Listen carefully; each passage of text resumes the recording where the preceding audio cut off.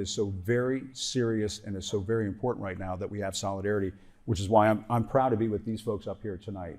These are the folks who are, as this lady was saying earlier, are speaking truth to power. And this business, this side of the business, needs to continue to flourish. And I'll just say very quickly, when Cable News Network first started, I think it provided an incredibly important service.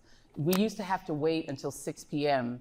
to get the news, to find out. You get your local news at 5, then at 6 you get sort of an agreed upon narrative of the news across the 3 major networks. That was important because it did create a monoculture. It meant that we all got the same information. It's just what flavor do you want? Are you a Dan Rather person, or are you, would you rather be Peter Jennings? But you were getting the same information. That was incredibly helpful to the cohesion of the nation. Yeah. CNN took that and it said, we're just going to go 24 hours. Now you can get news from all over the world all day, but it was basically neutral. But a guy named Rupert Murdoch saw in that an opportunity.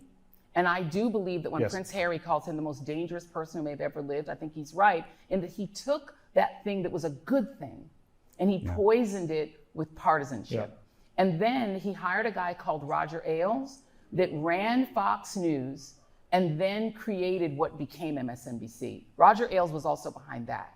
And the idea that we were going to create 2 opposing sides, one that leaned far to the right toward the Republicans, and one that was palatable to Democrats. Because let's be honest, MSNBC's never been on the progressive side. It's not like a Mamdani level liberal network, but it definitely leans in a way that Democrats feel more comfortable with it. So now you have partisans who picked a side in the cable news game. That was incredibly poisonous to our society. And it's been to the detriment of CNN for years and years, because they're stuck in the middle. They are trying to chase one side. But I'm glad you mentioned the upside of it, because I'm torn on this question. Clearly, it's had a debilitating effect on the American public, especially when you treat it as WWE. On the other hand, let's be honest. I say this as an immigrant.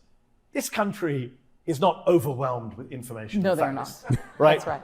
Americans aren't the most informed people in the world about world events. So if you have a 24-hour news channel, I would rather more people watch that than some of the other shit on cable. Absolutely. Right? So that's why I was in defense of cable, in defense of my former employers.